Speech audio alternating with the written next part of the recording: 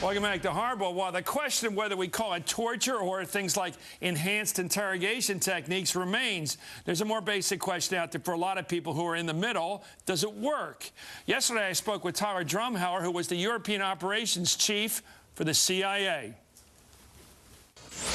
Tyler, we have a Senate Armed Services Committee report now signed by both Republicans and Democrats in a unanimous committee report that points to the higher-ups in terms of the abuse of prisoners at Abu Ghraib, the waterboarding, the making prisoners naked for days at a time, the use of dogs, all of that.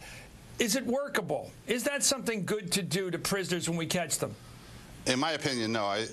And it also is, it corrupts and muddies the waters for the whole process, because all these people talking about this is interrogation is a tool of intelligence. Interrogation is a tool of the police or the military, who are better equipped for it, better trained for it, and certainly don't do this sort of thing. But the real issue implies if you don't use interrogation, you're not going to get intelligence to protect the country. When in fact the real intelligence, and they can't talk about it and they shouldn't, the best intelligence, this is going to come from source information run by case officers in the field. And this just sort of corrupts that process, in my opinion, anyway. Well, apparently the person who interrogated Zubaydah believes that all the good intel came from the more traditional means of interrogation, and this advanced, or what do you call it, enhanced torture, I would call it, like waterboarding, didn't get anything at all. That couldn't have been gotten by the continued use of the traditional question and answer approach. Well, I have a feeling that's probably true. I mean, I don't know for sure. And I guarantee you, when they release it, they will have gotten information from this, because the people are going to tell you just about anything to stop it. But the problem is they're also going to keep telling you things, and it's hard to separate the good information from just what they're just creating. But the other thing is, it's the intelligence you get from an interrogation. Any kind of interrogation, just a regular police interrogation, is always going to be dated. What they got from Zubaydah, what they got from Khalid Sheikh Mohammed, were things that they had done days before, weeks before, months before. I think people are under the impression that somehow these guys were saying on the 12th of April we're going to attack the airport in Los Angeles, when in fact that type of intelligence only comes from intelligence sources run by case officers in the field.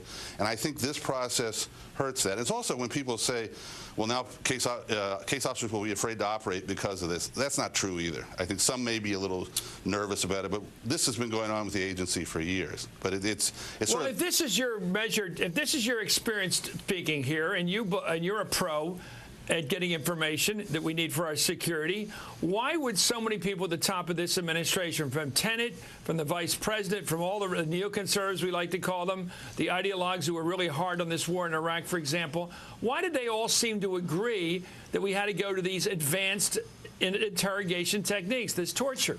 Why did they all seem to go along with this? well, I think for one thing, they were terrified of what happened. 9/11 threw everybody off. They felt guilty. They felt terrified. And I can tell you at the time, everybody really, I believe, there was a bomb in New York. They were going to have anthrax over Tyson's Corner in Washington. There was going to be all these things, and people just reacted. And then once they went down, and there's always someone who says, well, if they just unleashed us, we could do this. And then in this case, it went in that direction. And then it builds up a bureaucratic momentum, and it sort of fit in with the idea that, okay, this happened because we were weak, and now we're going to be strong, and this is a sign that we're strong. And I think it actually worked to the disadvantage on that.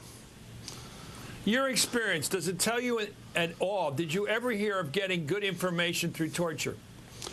In my experience, I never got it. I never heard of any before all this information. See, Americans have no real history of torture, maybe on the battlefield or something in dire circumstances, but we don't really have a tradition of this, and so therefore, fortunately, and therefore, there really is no background for it. That's why it's better done by people like the FBI and the military who have the experience and the background doing it, but they refused to do it, so the agency got stuck doing it, and then they got caught up in this. But I suspect that the information that Zubaydah and Khalid Sheikh Mohammed gave, parts of it were very valuable as a historical reference, identifying people, telling who people were, and general plans, like we plan to do this, we plan to bomb this, we plan to bomb that.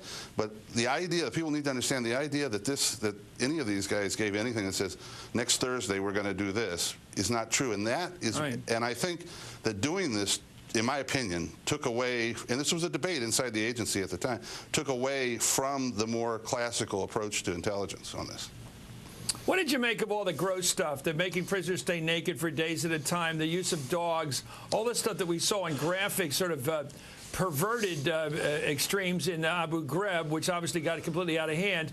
But all that, what is it all about? Is there some sensorial notion here of humiliation, of breaking a person? What's the belief system behind all this stuff, this humiliation of people? Well, first off, you have to... It's not just torture. It's something else going on here. Yeah, you're talking about a couple of different things. One, the enhanced measures or torture that you talk about for these high-value targets, those were a separate issue. Those were conducted completely separate. Abu Ghraib was done by the military, a little bit of other people, and then Guantanamo was a whole other issue. And I think at Guantanamo and Abu Ghraib, they have the situation you always have when you have large numbers of prisoners of war. Basically, there's always there are people.